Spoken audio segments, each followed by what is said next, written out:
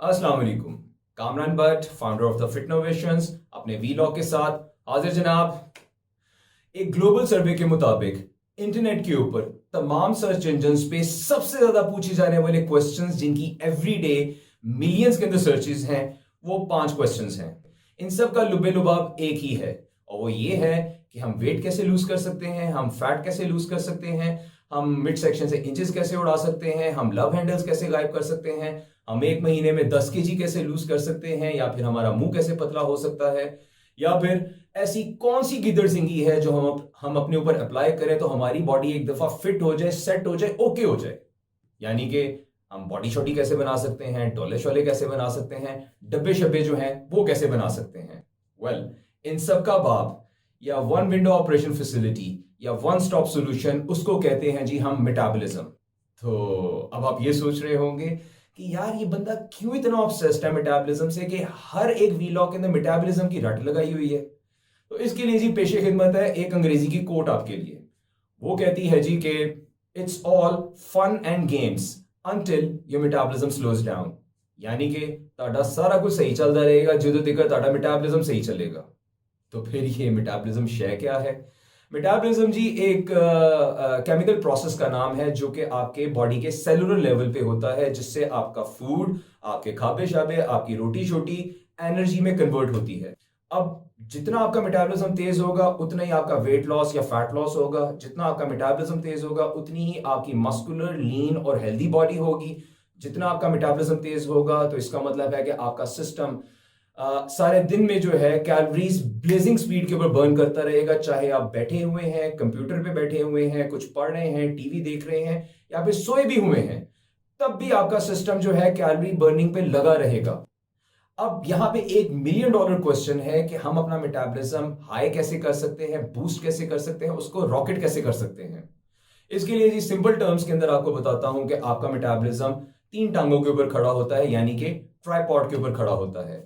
Sleep, food, diet and workout.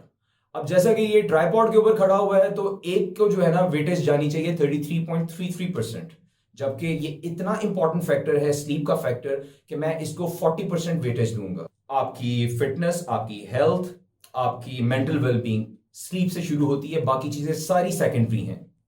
अब question यहां पे ये आता है कि हमें कितने आवर्स ऑफ स्लीप पूरे करने होते हैं और किस स्लॉट के अंदर जो है हमें सोना होता है।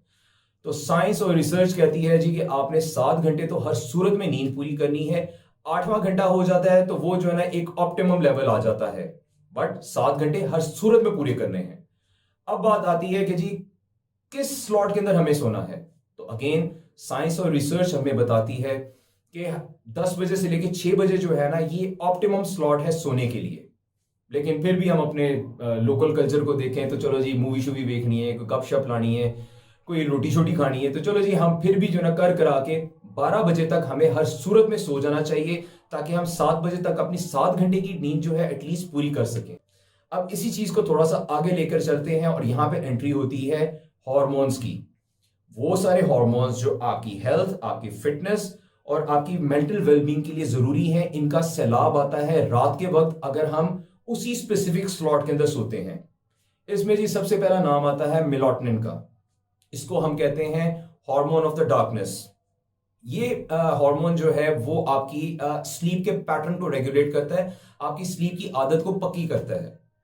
अब बड़ी दुनिया है जो सुबह के टाइम पे सोती है, 4 बजे सोती है, 5 बजे सोती है, और वो जो है ना फिर उठ जाती है कोई 12 बजे, 1 बजे, और वो कहती है जी 80 से 7 घंटे पूरे कर लेते नहीं। लेकिन आप ये चीज भूल रहे हैं कि मैंने अभी अर्ज की है कि इस हार्मोन को कहते हैं हार्मोन ऑफ द डार्कनेस, जो कि रात के अंधेरे में सिर्फ सिक्रीट होता है, दिन के अंदर सिक्रीट नहीं होता। चाहे आप सारे जो है ना शटर ऑफ कर दें, अंधेरा कर दें, बट इट वोंट सिक्रीट।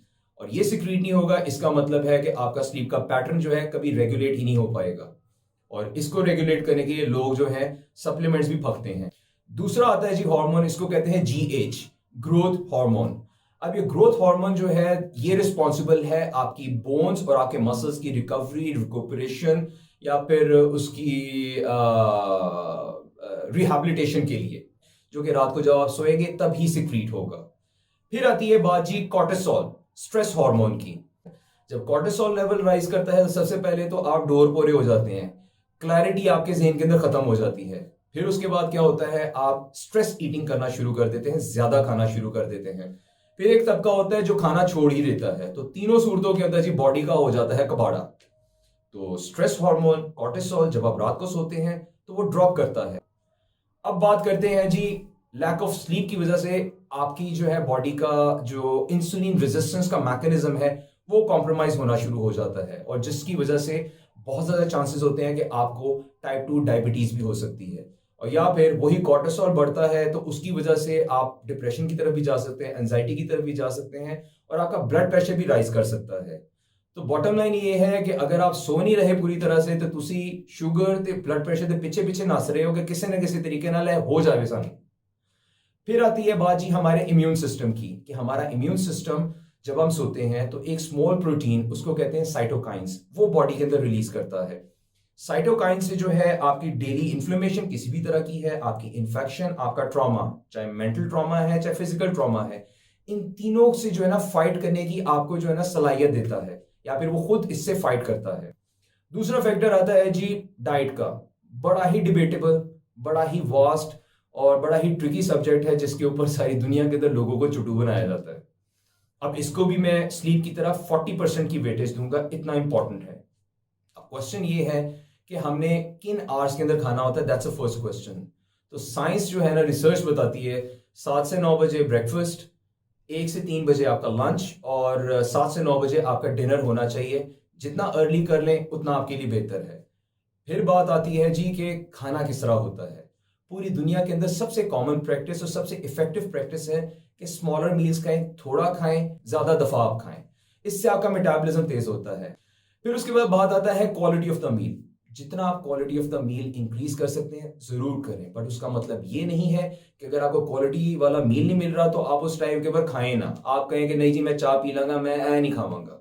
भाई उस टाइम के ऊपर जो है ना कुछ भी खा लें, थोड़ा सा खा लें, चाहे 2 बिस्किट्स खा लें, चाहे एक पैटी खा लें, बट वो टाइम ना जाने दें। 2 बजे का मतलब 2:15 हो सकता है, 2 बजे का मतलब 3 नहीं हो सकता, ताकि आपका मेटाबॉलिज्म जो है ना वो टिक करता रहे। फिर उसके बाद बात आती है जी never miss the breakfast, because आपका मेटाबॉलिज्म आपके ब्रेकफास्ट से शुरू होता है। आपका मेटाबॉलिज्म शुरू होता है यूं करके, ऊपर जाता है और फिर डिक्लाइन करता है। इसीलिए कहते हैं ब्रेकफास्ट जो है ना वो होना चाहिए बादशाहों वाला, और डिनर जो है ना वो होना चाहिए फकीरों वाला। सुबह हैवी करें, रात को लाइट करें, और बीच में भी स्नैकिंग करें ताकि रात तक जाके आपको हाबड़ा ना पड़े। फाका नहीं करना आपने, that is the whole point. आपने फूड जरूर देना अपनी बॉडी को, बिकॉज एक चीज होती है उसको कहते हैं टेफ, थर्मिक इफेक्ट ऑफ फूड। इसका मतलब है कि जब आप कुछ खाते हैं तो आपका सिस्टम हिलजुल करना शुरू करता है, उसकी गरारियां चलना शुरू होती हैं कि उसने फिर उस खाने को मेटाबलाइज करना होता है, उसको एनर्जी में कन्वर्ट करना होता है, और इस प्रोसेस के लिए उसको कैलोरीज की जरूरत पड़ती है जो कि सिस्टम उसको प्रोवाइड करता है, और हीट जनरेट होती है, और उसकी वजह से जो है ना आपका मेटाबॉलिज्म तेज होता है।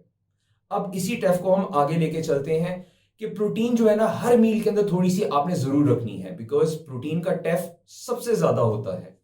आप प्रोटीन जब खाते हैं तो आपका मेटाबॉलिज्म 20 से 30% जो है ना ऊपर चला जाता है। कार्ब्स खाते हैं 5 से 10% सिर्फ हिलजुल होती है, और फैट खाते हैं तो सिर्फ 0 से 3% जो है ना मेटाबॉलिज्म के अंदर जो है ना एम ही कोई हिलजुल होती है। तो प्रोटीन हर मील के अंदर डालें ताकि आपका मसल भी बनता रहे, आपका फैट लेवल भी नीचे जाए, और आपकी बॉडी भी बनती जाए। अब लास्ट फैक्टर के ऊपर आते हैं कि सबसे इंपॉर्टेंट मैक्रोन्यूट्रिएंट वाटर, पानी पीना बहुत जरूरी है। आप आधा लीटर पानी पीते हैं तो अगले 1 घंटे के लिए आपका मेटाबॉलिज्म 20 से 30% जो है ना हाई हो जाता है, आपका रेस्टिंग मेटाबॉलिज्म। तीसरा फैक्टर जी वो है जी वर्कआउट। 40% दिया था, डाइट को भी 40% दिया था, इसको मैं 20% दूंगा। सबसे इंपॉर्टेंट चीजें 2 चीजें वो हैं, ये तीसरे नंबर पे आता है। वर्कआउट के जो है 4-5 फैक्टर्स हैं, 4-5 उसके बेनिफिट्स हैं। पहला फैक्टर आता है जी कि वर्कआउट करने से जो है आपका मेटाबॉलिज्म तेज होता है। दूसरी चीज है कि वर्कआउट करने से आपकी लाइफ के अंदर एक थोड़ा सा डिसिप्लिन आ जाता है। वर्कआउट के 1 घंटे के ऊपर पूरी लाइफ जो है ना आपकी रिवॉल्व करती है। तीसरा फैक्टर है कि वर्कआउट करने से जो है ना हमारा बेगैरती लेवल जो है ना जरा नीचे दब जाता है, कि हम वर्कआउट हमने इतना टफ किया होता है, इतना अच्छा वर्कआउट किया होता है, तो हम गंदी चीज नहीं खाते हैं और ज्यादा भी नहीं खाते। हम कहते हैं यार कट खा लो, वो वाले वर्कआउट करके आए हैं। और चौथा फैक्टर होता है मेंटल वेलबींग। आपका माइंड बड़ा स्ट्रांग हो जाता है, मूड बेहतर हो जाता है, आप कॉन्फिडेंट फील करना शुरू कर देते हैं। अब वर्कआउट में जो है ना, कोई भी वर्कआउट करें, लेकिन मेक श्योर कि उसके अंदर एक decent amount of weight training या स्ट्रेंथ ट्रेनिंग जरूर होना चाहिए। वही पहले वाली वीलॉग वाली बात। अब ये सारी इंप्रूवमेंट, तो ये सारा कुछ करने के बाद इंप्रूवमेंट बॉडी के अंदर तो तब आएगी जब 40% of sleep and 40% of diet आप उसको कॉन्स्टेंटली दे रहे होंगे as per the norms, as per the law. अब बात आती है जी कार्डियोवेस्कुलरिटी की, कार्डियोवेस्कुलर एक्टिविटी की। बहुत जरूरी फैक्टर है, क्योंकि एक जो है फिटनेस का क्राइटेरिया है, ये पहले वीलॉग के अंदर जिक्र किया था। बट वही बात आ जाती है कि कहीं ये ना हो कि आप कहें जी कार्डियो यही वर्कआउट है यही करांगे। जब इतना ज्यादा आप कार्डियो करते हैं तो आपका मसल बर्न होना शुरू कर देता है ओवरडू की वजह से। मसल बर्न हो गया तो इसका मतलब है कि आपका फैट लेवल हाई होना शुरू हो गया। फैट लेवल हाई हुआ तो मेटाबॉलिज्म जो है वो नीचे गिरना शुरू हो जाएगा, जिसके लिए हम ये सारा जो है ना कि तरद्दुद कर रहे हैं। तो मेटाबॉलिज्म नीचे गिर गया तो खे खादी फिर असी। अब बात यह है कि ਇਹੋ ਜਿਹਾ ਕਿਹੜਾ वर्कआउट है ਜਿਹਦੇ ਵਿੱਚ ਇਹ ਸਾਰਾ कुछ ही होए। अपने 20 साल के एक्सपीरियंस में, अपनी सारी सर्टिफिकेशंस, अपनी सारी पढ़ाई लिखाई, अपनी सारी रिसर्च, इनकी ग्राउंड्स के ऊपर मैं एक बात धड़ल्ले से कहता हूं कि मेटाबॉलिक कंडीशनिंग वर्कआउट, जिसको हम मेटकॉन कहते हैं, दैट इज दी वर्कआउट।